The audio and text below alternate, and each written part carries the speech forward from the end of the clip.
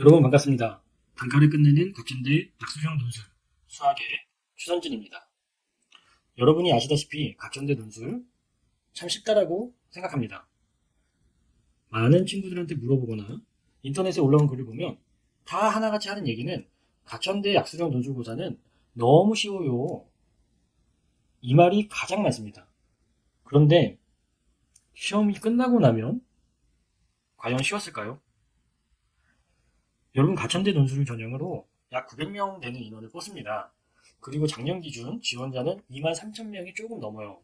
그러면 대략적으로 봐도 경쟁률이 20대 1이 넘는데 문제가 너무 쉽다면 그 합격한 친구들은 모두 만점을 받아야 하는 게 정상입니다. 그런데 합격된 점수들의 추이를 보면 15점 만점에 12점에서 14점 사이에서 점수를 받고 있어요. 자, 결론부터 말씀드리면 만점을 받지 않아도 합격을 한다라는 거고 자신있게 자기는 다 만점을 받을 수 있다라고 하는데 불합격해서 떨어진다라는 겁니다. 그럼 왜 이런 일이 일어나는지 한번 우리는 고민해 봐야 되겠습니다. 제가 왜 이런 일이 일어나는지 하나씩 생각을 해보니까 수능하고 논술고사하고 시간 차이가 존재합니다.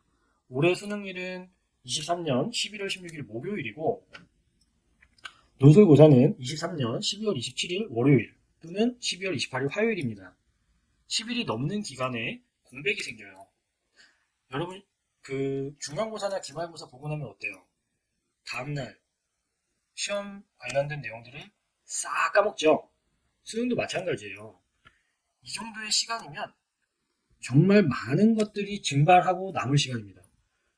그렇기 때문에 수능이 끝나고 조금 힘들더라도 다시 책을 펴서 확인하고 공부하는 시간을 가져야 가천대 논술고사의 합격의 첫 번째 발을 디딜 수가 있습니다. 그 다음 두 번째는 논술을 쓰는 답지, 논술 답지를 쓰는 요령이 부족해서요. 우리가 학교 내신도 마찬가지고 대부분 단답형이고 그리고 수능은 단답형의 객관식이고 그런데 이거는 논술이에요. 논술은 답지를 쓸 줄 알아야 되겠죠. 그런데 문제를 푸는 모습을 잘 보면 습관적으로 암산을 너무 많이 해요. 그러다 보니까 답지를 쓰는 요령이 부족하고 그래서 아마도 감점이 당하는 요인이 있지 않을까 이렇게 생각이 돼요. 그래서 이 답지를 쓰는 요령을 익히려면 어떻게 해야 되느냐. 일단은 문제를 읽고 그거를 해석할 때 얘를 그림으로 그릴 수 있는지 아니면 누군가한테 설명할 수 있는 형태로 글을 쓸 수 있는지 이런 연습들을 차근차근 해줘야 되겠습니다. 그 다음 세 번째는 뭐 당연한 얘기지만 수능 최저를 맞추지 못하면 불합격이겠죠. 그런데 올해는 수능 최저가 조금 완화됐고 그렇기 때문에 내신도 마찬가지예요. 내신이 조금 부족하면 떨어질 수 있는데 내신도 반영 비율도 조금 완화가 됐어요. 그러니까 논술을 잘 본다면 이러한 것들이 충분히 커버가 될 수 있으니까 내신도 그렇고 그리고 제가 많은 학생들에게 야 같이 논술 한번 준비해보자 라고 얘기를 하는 가장 큰 이유는 논술 준비가 수능하고 직접적으로 연결이 되어 있어요. 왜? 이 시험 문제가 EBS, 수능 특강, 수능 완성 그 책에서 많이 변형이 돼서 나오고 난이도도 비슷하게 나오기 때문이고 그 다음 6월, 9월 시험에서 반영되었던 문제들을 꼼꼼히 살펴본다면 비슷한 유형이 논술 시험에 나오는구나 라는 걸 알 수가 있어요. 그래서 수능을 준비하는 친구들에게도 야 가천대 논술을 한번 준비해서 우리가 수능 점수도 한번 올려보자 라고 얘기를 하거든요. 그러니까 가천대 논술은 수능 최저를 맞춰야 되기 때문에 정시 준비에도 도움이 된다. 아시겠습니까? 그 다음 마지막으로 수능 상하 개념이 부족해서요. 수능 상에 2차 방정식, 2차 함수에 해당하는 것들이 많이 나와 있어요. 그런데 그 내용들을 뭐 근과 계수와의 관계를 까먹는다거나 판별식을 잊어버린다거나 이러면서 문제가 발생이 될 수 있다는 얘기죠. 또 수학 하에 함수에 대한 개념이 나와 있어요. 그래서 역함수, 합성함수 이런 기본 개념들을 익히고 있어야 논술에서 좋은 결과를 받을 수 있겠다. 이런 얘기가 되겠습니다. 제가 이 인트로를 준비하면서 어떤 문제를 학생들에게 소개해주면 좋을까 고민을 많이 했어요. 그래서 살펴보다 보니까 작년에 시험 봤던 친구가 선생님 이 문제가 진짜 너무 어려웠어요 라고 하는 문제가 있더라고요. 그래서 그 문제를 같이 한번 살펴보면서 우리 여러분들이 어떻게 생각하는지, 이 문제가 정말 어려웠던 문제인지 아니면 쉬웠던 문제인지 한번 확인해 봐야 할 것도 필요하고, 또 만약에 어려웠다면 무엇 때문에 어려웠는지, 어떤 개념이 부족한지 우리 같이 한번 살펴봐야겠습니다. 자, 작년도 논술고사 기출문제 자연계열 마지막 문제예요. 이 문제를 한번 읽어볼까요? 일단 모든 자연수 n에 대해서 기울기가 마이너스 3분의 2이고 원 x제곱 더하기 y제곱은 9n승분의 1과 제1사분면에서 접하는 직선을 ln이라고 하자. 그리고 ln과 x축, y축과 둘러싸인 삼각형의 넓이를 an이라고 하자. 시그마 k는 1서부터 c까지 ak의 값을 구하는 과정을 완성하세요 라고 나와 있어요. 지금 이 문제를 읽었을 때 얘가 어떠한 그림을 나타내고 있는지 이해가 되십니까? 안 되십니까? 자, 일단 이해가 된다면 다행이고요. 이해가 되지 않는다면 이렇게 접근해 보는 겁니다. 자, 모든 자연수 n에 대해서 일단 미지수가 하나가 나와 있어요. 그런데 이 미지수는 자연수라고 되어 있어요. 그럼 자연수는 뭐가 있죠? 1, 2, 3 이런 애들이 자연수죠. 문제 파악이 잘 안 된다면 바로 n으로 놓고 들어가서 고민하지 말고 n 대신에 1을 대입해서 어떠한 상황인지 보는 게 필요합니다. 아시겠나요? 네. 그 다음 기울기가 마이너스 3분의 2라고 나와 있어요. 기울기가 마이너스 3분의 2라고 하면 이거는 직선이겠죠. 그러면 y는 마이너스 3분의 2x 플러스 y절편은 안 나와 있어요. y절편 안 나와 있으니까 k라고 놓을게요.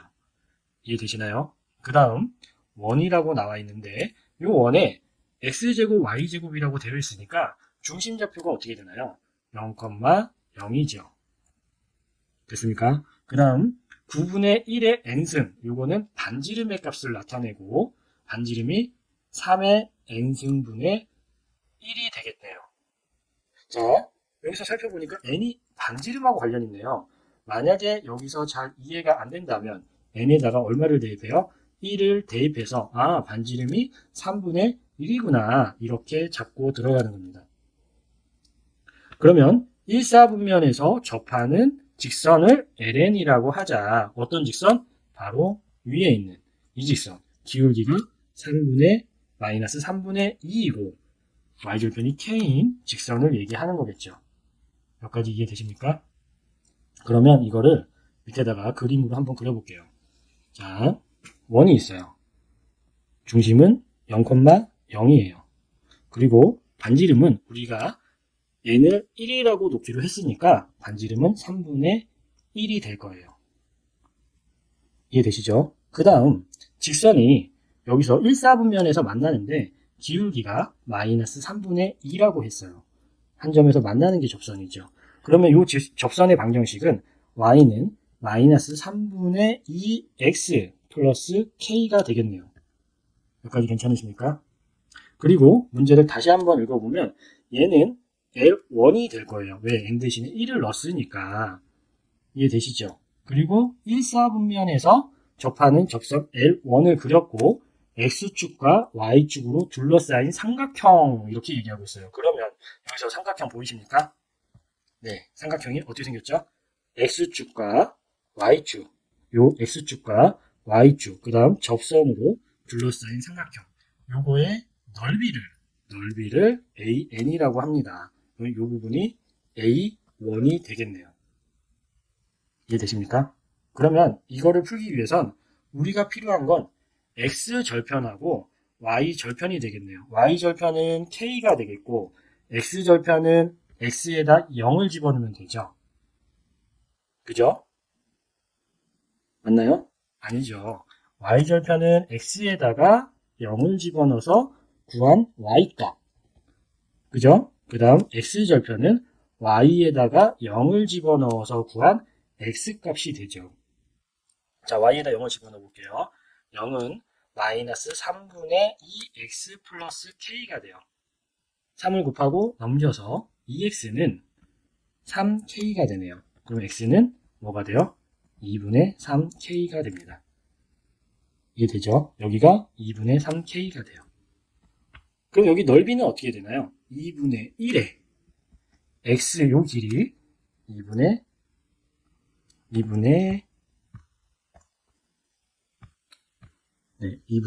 3K가 되고 높이는 2K가 되겠네요. 이게 첫 번째 넓이가 될 거예요.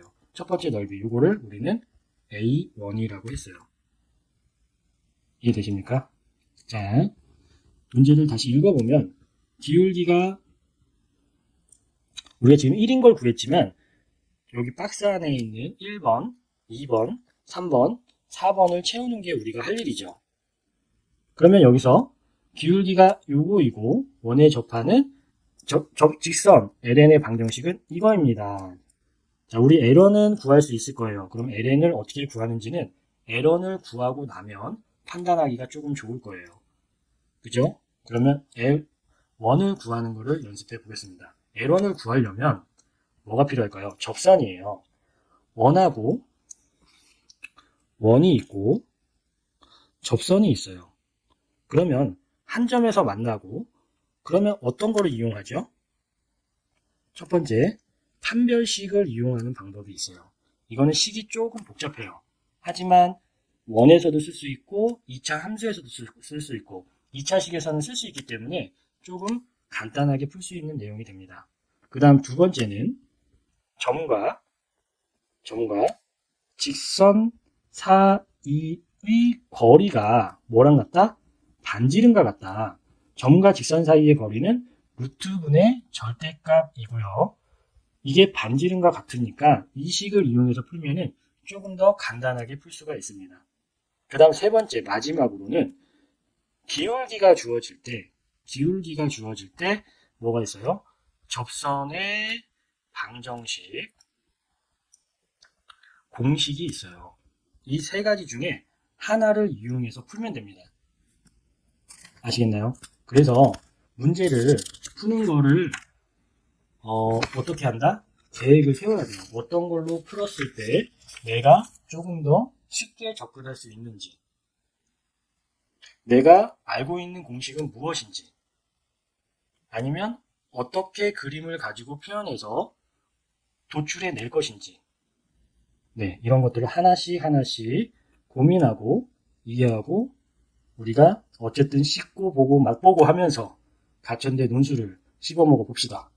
그러면 다음 시간에는 지수 로그부터 해서 정확한 개념하고 기본 문제, 기출문제 위주로 설명을 해드리고 지금 이 기출문제 15번 문제는 이런 내용으로 풀 수 있어요 까지만 해줬어요.